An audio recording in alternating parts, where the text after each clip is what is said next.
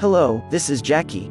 In this video, let's watch a Japanese crime film. Brother Yamamoto was a gang leader. He was cruel and calm. He could help the boss turn danger into a breeze every time. However, their rival gangs were gaining momentum. They sent out assassins frequently to kill Yamamoto's boss. After Yamamoto and his brother learned that the boss was dead, they started planning for the gang's future. The two had their own opinions and thought completely differently. Yamamoto wanted to avenge his boss and fought the rivals. And Sakamoto knew that the gang had been torn apart. If he continued to fight, sooner or later they would be wiped out. For the safety of family and brothers, Sakamoto ended the war. The police were also pressing harder, forcing the gang to disband.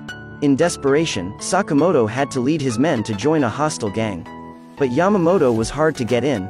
To test Sakamoto's loyalty, the hostile gang handed over the task of killing Yamamoto to Sakamoto. Yamamoto was now surrounded everywhere. He was mostly caught, and he wanted to get rid of them soon.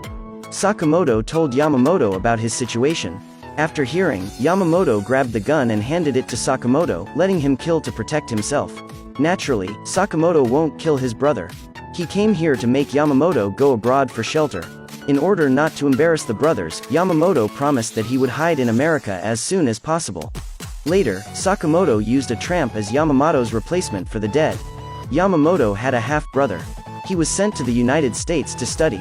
The desperate Yamamoto found his brother Ken, but at the moment, Ken was a small drug dealer who was not doing his job properly. Ken settled down, and he was ready to go to the United States. Only one injured guy, Denny, was left to accompany Yamamoto to relieve his boredom. Denny had a poor family and always robbed passing tourists. He tried to attack Yamamoto yesterday. But he was beaten to death by Yamamoto.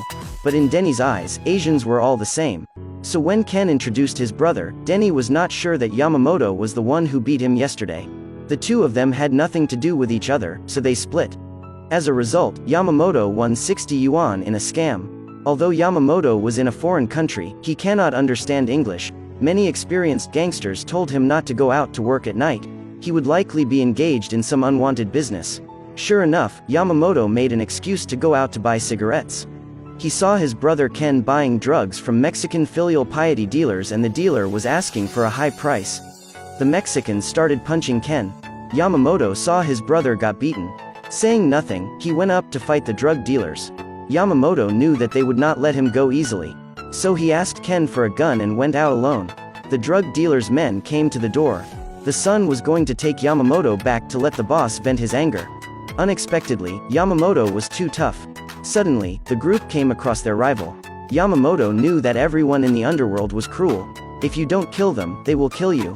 He did nothing but kept taking Ken's companions into the base of drug dealers. All the backbone members of drug dealers were on the site. Now they had formed a bond with the Mexican gang. As long as they went out, their life was in danger. Soon after, Yamamoto's capable subordinate Kato came over. Yamamoto was as powerful as a tiger, and once again led the precarious gang life. Soon, Mexico couldn't stand their temper. They contacted Yamamoto and others asking to negotiate in the hotel the next morning.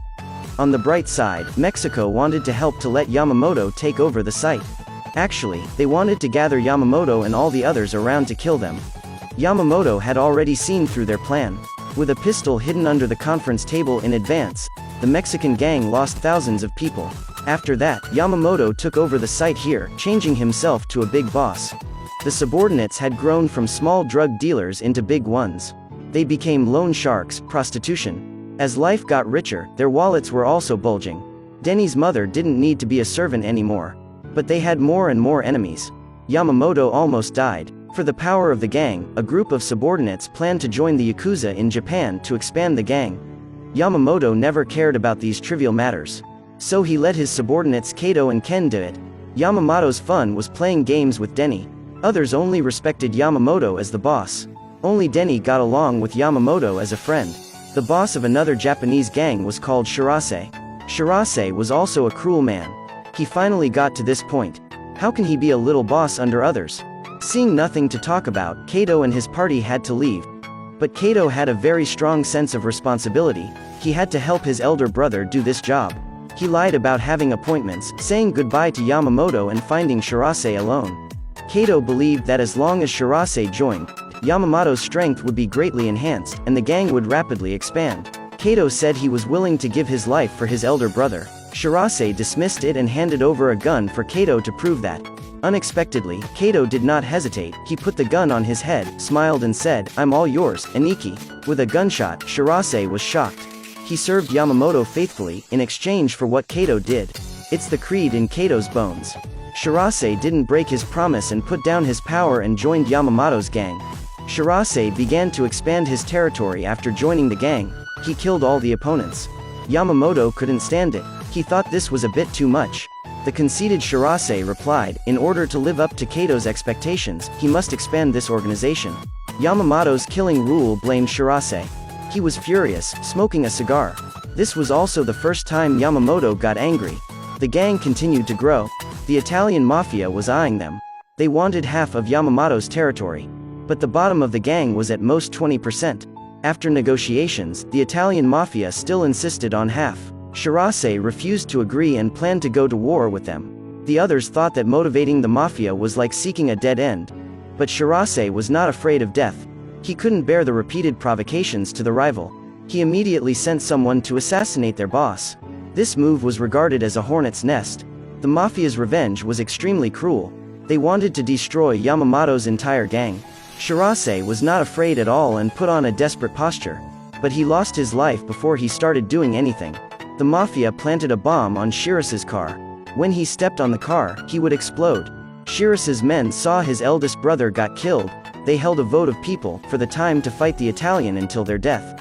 In this situation, Yamamoto had no words, he just sat silently and smoked. He knew very well that in a foreign country and lack of strength, to challenge the Italian mafia was equivalent to hitting a stone wall. At night, a group of people sneaked into the Italian mafia lair. They were swept into a sieve by the opponent's machine gun. The next day, almost all the people in the gang died on the street. The corpse was also put as a death word by the Italian. Yamamoto closed his office and prepared to hide in Denny's house. Unexpectedly, Denny's family had been killed. Ken was scared. He said goodbye to Yamamoto immediately and ran away. In the end, he died under a mafia gun before he ran far enough. Yamamoto stayed and had revenge with Denny. The two broke into the old mafia boss's house. They caught him and ran to the outskirts overnight. But Yamamoto had no intention to kill the mafia boss because he knew that they couldn't hide. So Yamamoto just played a game with him. Then ready to let him go. On the way, Yamamoto suddenly pointed his gun at Denny. After Denny got out of the car, Yamamoto shot several shots to the ground. Then he gave his bag to Denny, so Denny fled away. The mafia boss fell into the trap, thinking that Yamamoto's dog betrayed him. Yamamoto did not escape, sitting in the place, waiting for the arrival of the Italian. He raised the gun and went to death generously. The mafia shot the bullet in the gun and drove away in the car. Only the miserable Yamamoto was left in a pool of blood. In the end, only Denny survived. Denny opened the bag Yamamoto gave him. He found there was cash inside. And what Yamamoto left him a note. The message said, "Here's the $60 I owe you for cheating, plus interest for you. Signed, your brother, Yamamoto." Denny watched with tears and fell asleep, unable to let go for a long time. This film is typical Kitano-style violence aesthetic. Simple and neat, commit suicide if you say suicide, commit seppuku if you say incision. Loyalty is above everything else, life and everything are just secondary. But in terms of scenes, I still prefer Quentin. Well, this video ends here. Remember to like and subscribe. Thank you for watching, see you next time.